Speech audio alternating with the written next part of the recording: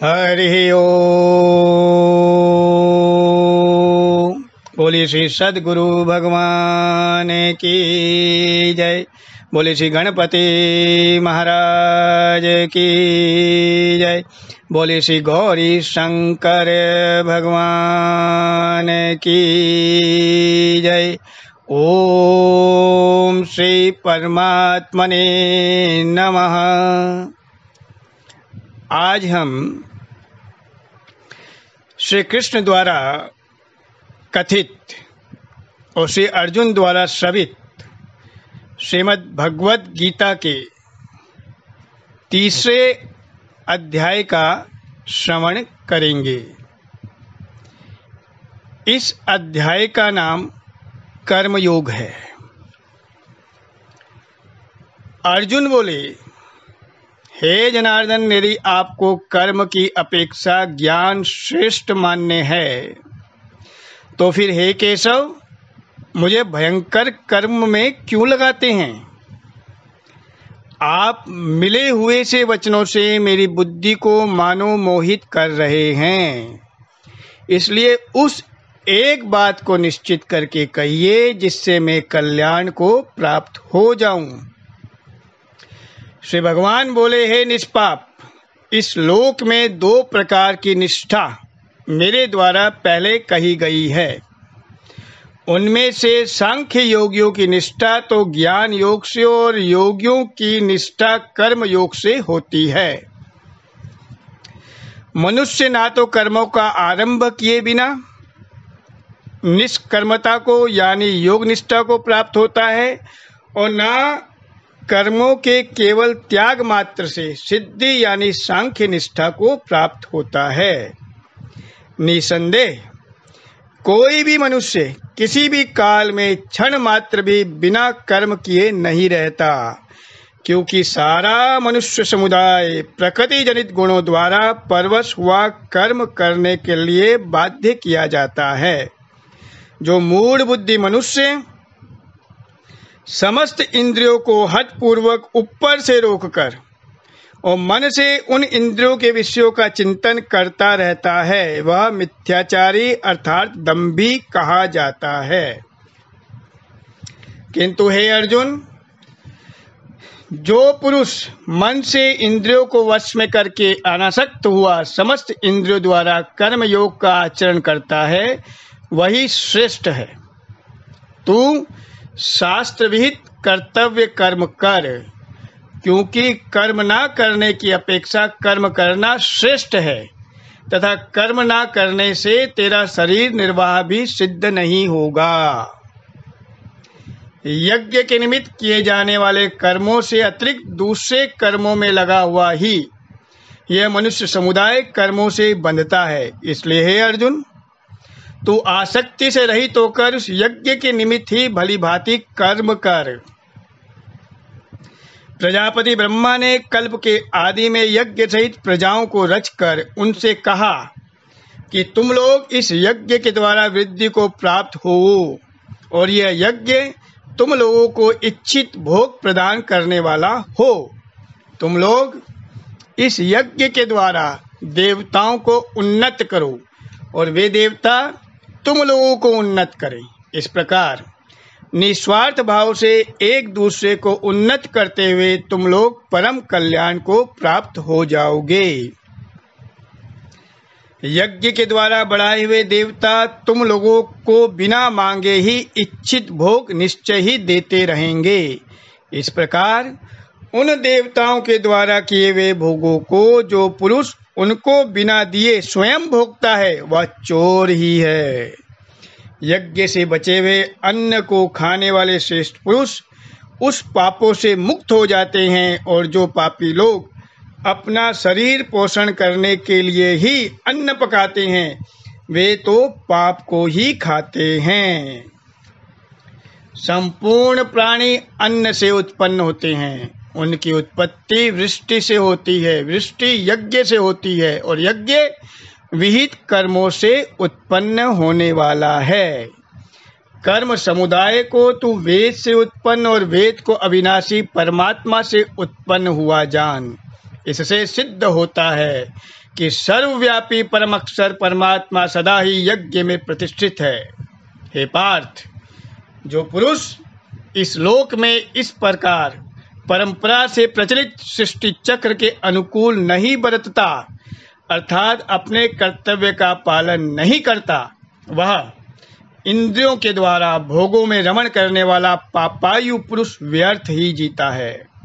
परंतु मनुष्य आत्मा में ही रमण करने वाला है और आत्मा में ही तृप्त तथा आत्मा में ही संतुष्ट हो, उसके लिए कोई कर्तव्य नहीं है।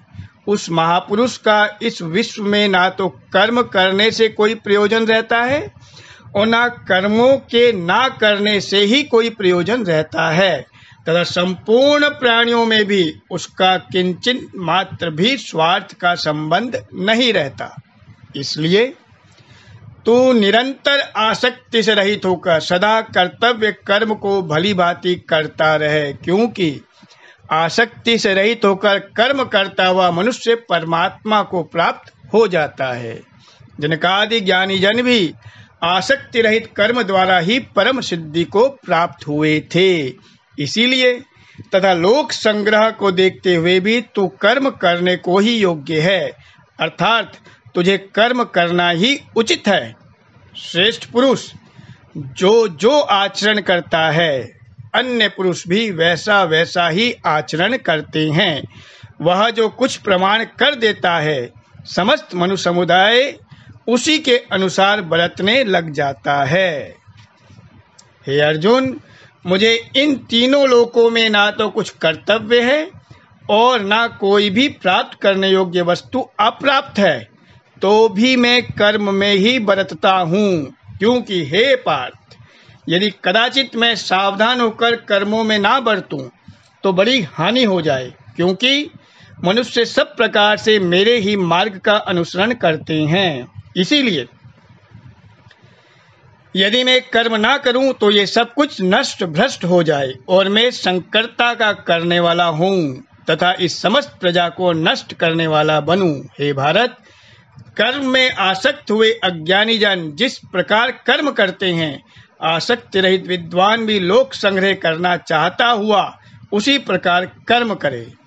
परमात्मा के स्वरूप में अटल स्थित हुए ज्ञानी पुरुष को चाहिए कि वह शास्त्र विहित कर्मों में आसक्ति वाले अज्ञानियों की बुद्धि में भ्रम अर्थात कर्मों में अश्रद्धा उत्पन्न ना करे, किंतु स्वयं शास्त्र भी समस्त कर्म भलीभांति करता हुआ उनसे भी वैसे ही करवावे। वास्तव में संपूर्ण कर्म सब प्रकार से प्रकृति के गुणों द्वारा ही किए जाते हैं, तो भी जिनका अंतःकरण अहंकार से मोहित हो रहा है, ऐसा अज्ञानी मैं करता हूँ ऐसा मानता है।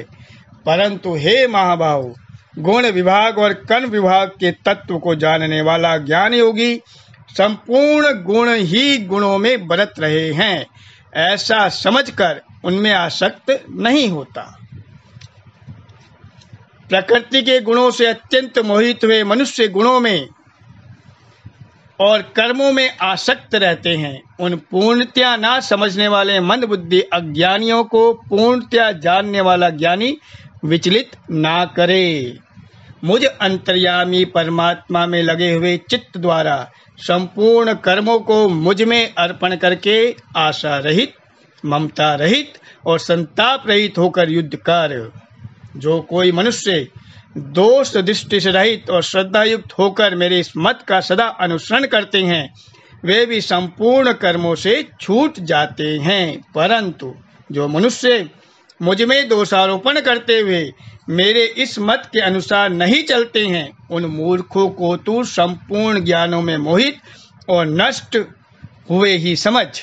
सभी प्राणी प्रकृति को प्राप्त होते हैं, अर्थात अपने स्वभाव के परवश हुए कर्म करते हैं। ज्ञानवान भी अपनी प्रकृति के अनुसार चेष्टा करता है, फिर इसमें किसी का हट क्या करेगा। इंद्रिय के अर्थ में अर्थात प्रत्येक इंद्रिय के विषय में राग और द्वेष छिपे हुए स्थित है।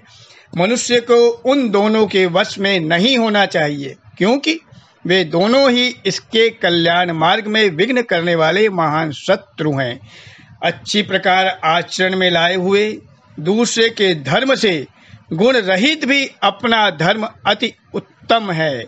अपने धर्म में तो मरना भी कल्याणकारक है और दूसरे का धर्म भय को देने वाला है। अर्जुन बोले, हे कृष्ण, तो फिर यह मनुष्य स्वयं ना चाहता हुआ भी बलात् लगाए हुए की भांति किससे प्रेरित होकर पाप का आचरण करता है? श्री भगवान बोले, रजोगुण से उत्पन्न हुआ यह काम ही क्रोध है। यह बहुत खाने वाला अर्थात भोगों में कभी ना अघाने वाला और बड़ा पापी है। इसको ही तू इस विषय में वैरी जान। जिस प्रकार धुएं से अग्नि और मेल से दर्पण ढका रहता है तथा जिस प्रकार जेर से गर्भ ढका रहता है, वैसे ही उस काम के द्वारा ये ज्ञान ढका रहता है। और हे अर्जुन, इस अग्नि के समान कभी ना पूर्ण होने वाले काम रूप ज्ञानियों के नित्य वैरी के द्वारा मनुष्य का ज्ञान ढका हुआ है। इंद्रिय, मन और बुद्धि ये सब इसके वासस्थान कहे जाते हैं। यह काम इन मन, बुद्धि और इंद्रियों के द्वारा ही ज्ञान को आच्छादित करके जीवात्मा को मोहित करता है। इसलिए हे अर्जुन, तू पहले इंद्रियों को वश में करके इस ज्ञान और विज्ञान का नाश करने वाले महान पापी काम को अवश्य ही बलपूर्वक मार डाल। इंद्रियों को स्थूल शरीर से यानी श्रेष्ठ, बलवान और सूक्ष्म कहते हैं।